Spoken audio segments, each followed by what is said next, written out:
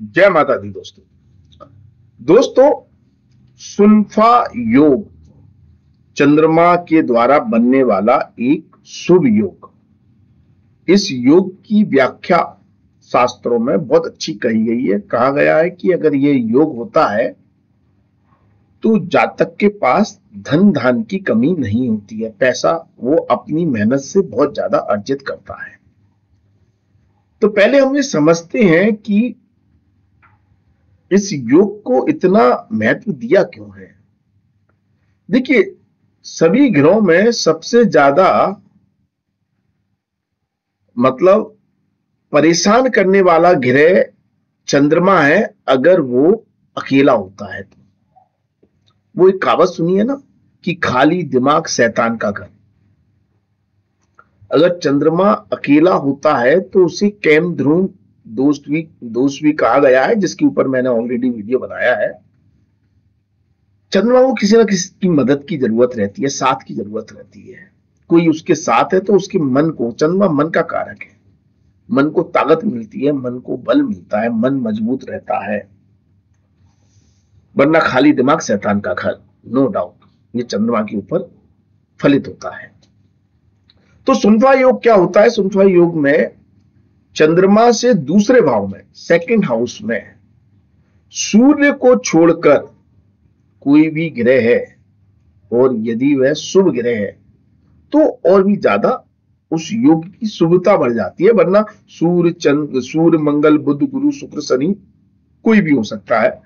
Sorry, सूर्य को छोड़कर होना है, सॉरी, मंगल, बुध, गुरु, शुक्र, शनि, कोई भी ग्रह यदि चंद्रमा से दूसरे भाव में है। तो अब एक सवाल आता है, क्या राहु केतु भी है इस कैटेगरी में? तो नहीं दोस्तों, राहु केतु का इस योग में कोई भी मतलब जिक्र नहीं किया गया है। तो उसमें कहा गया है कि यदि चंद्रमा से दूसरे भाव में मंगल, बुध, गुरु, शुक्र, शनि कोई भी ग्रह बैठा है या एक से ज्यादा ग्रह बैठे हैं तो सुनफा योग का निर्माण होता है और इस योग के प्रभाव से जातक के पास धन धान की वृद्धि होती है, पैसे की कमी नहीं होती है। अब इस योग को पहले हम कुंडली से समझते हैं कि मतलब कहना क्या चाह रहे हैं। तो जैसे मान लो आपका चंद्रमा कहीं भी बैठा है कुंडली में, मान लो अष्टम में ही बैठा है, ठीक है, तो अष्टम में अगर चंद्रमा बैठा है तो इससे दूसरा भाव कौन सा हो गया? नवम भाव हो गया। तो अगर यहां पर मंगल है, बुध है, मतलब जिसे मर्क्यूरी कहते हैं, बुध है, वीनस है, तो ये सुनफा योग का निर्माण करते हैं। अब एक ग्रह भी हो सकता है मंगल अकेला हो, शायद बुध अकेला हो, गुरु अकेला हो, शुक्र अकेला हो, शनि अकेला हो, या दो साथ में बैठे हो, तीन साथ में बैठे हो, कैसे भी। और चंद्रमा कहीं भी हो सकता है। ये तो हमने लिया अष्टम भाव में, अगर चंद्रमा लगन में ही है तो इससे द्वितीय भाव में, मतलब यहां पर अगर गुरु, शुक्र, शनि कोई भी ग्रह बैठा है तो सुनफा योग का निर्माण हो जाता है।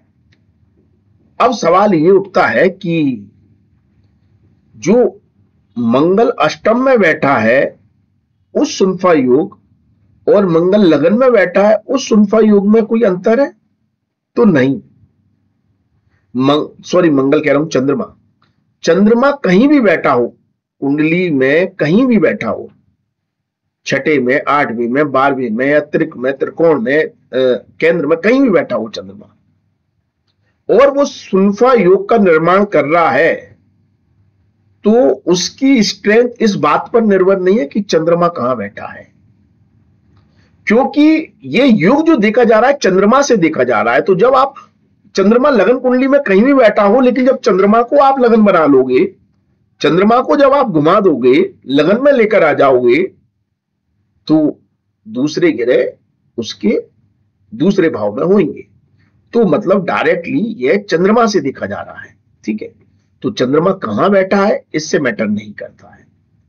हां, मैटर, इस योग की स्ट्रेंथ किस बात पर मैटर करती है कि जो ग्रह चंद्रमा से दूसरे भाव में बैठे हुए हैं वो किन भावों के स्वामी हैं। मान लो गुरु ही है, गुरु ही बैठा है। और गुरु मान लो अष्टम भाव का स्वामी है, 9 नंबर की राशि उसकी अष्टम भाव में है, तो फिर चंद्रमा की राशि क्या हो जाएगी? वृषभ हो जाएगी। तो अगर वृषभ राशि का चंद्रमा है, गुरु यहां पर बैठा हुआ है, तो ये अष्टम की एनर्जी लेकर बैठा हुआ है, तो कुछ ना कुछ अप एंड डाउन भी वो देगा आर्थिक स्थिति में। ये फिर कुंडली एनालिसिस हो गया, ठीक है। लेकिन लाभ स्थान का स्वामी है तो प्रॉफिटेबल स्थिति भी बनाएगा, बेतुक संपत्ति या वसीयत की संपत्ति, ऐसी संपत्ति से भी लाभ दे देगा। लेकिन सुल्फा योग ये कहता है कि जातक स्वयं से अर्जित धन प्राप्त करता है, स्वयं की मेहनत से, तो यहां पर दूसरों के धन से तो गुरु लाभ देगा ही, लेकिन सुल्फा योग के अनुसार यह गुरु जातक को स्वयं से अर्जित धन से लाभ देगा। लेकिन अगर हम वृषभ लग्न की कुंडली में ही कहें कि वृषभ लग्न की कुंडली है और सुल्फा योग बन रहा है, मतलब वृषभ राशि है और शनि बैठा हुआ है दूसरे भाव में, तो ये ज्यादा अच्छी स्थिति होगी। क्यों ज्यादा अच्छी स्थिति होगी? क्योंकि शनि यहां पर राजयोग कारक होता है। यह आपकी नवम भाव का स्वामी है, दसम भाव का स्वामी है, राजयोग कारक ग्रह बैठा हुआ है चंद्रमा से दूसरे भाव में, तो ये सुल्फा योग ज्यादा पावरफुल होगा, ज्यादा पैसा देने वाला होगा। तो इस तरह से आप कुंडली का एनालिसिस कर सकते हैं कि सुल्फा योग में स्ट्रेंथ कितनी है। सुल्फा योग इस बात पर मैटर नहीं करता है कि लगन कुंडली से चंद्रमा किस भाव में है, नहीं, चंद्र कुंडली से दूसरे भाव में बैठे हुए ग्रह किस तरह के राजयोग बना रहे हैं, किन किन भावों के स्वामी हैं, किन किन भावों के स्वामी होकर वो वहां पर बैठे हैं, क्या वो राजयोग बना रहे हैं, क्या वो धन योग बना रहे हैं, क्या वो योग कारक ग्रह हैं, तो वो सुल्फा योग ज्यादा पावरफुल हो गया।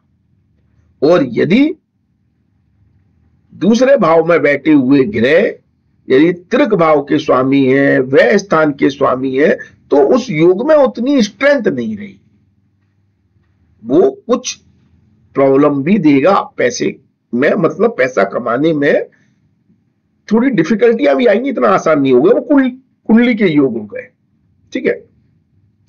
तो इस तरह से आप सुल्फा योग को समझें। अगर आपके कोई सवाल है, लॉजिक समझ में नहीं आया है, तो आप हमें कमेंट्स करें, हम अगली वीडियो में आपको और बेहतर तरीके से बताने की, समझाने की कोशिश करेंगे, ठीक है। बाकी आपको वीडियो पसंद आए तो लाइक शेयर कमेंट्स अवश्य करें। आज के लिए बस इतना ही, अगले वीडियो में फिर मुलाकात होगी। धन्यवाद, थैंक यू, जय माता दी, माता रानी आपका कल्याण करे। धन्यवाद।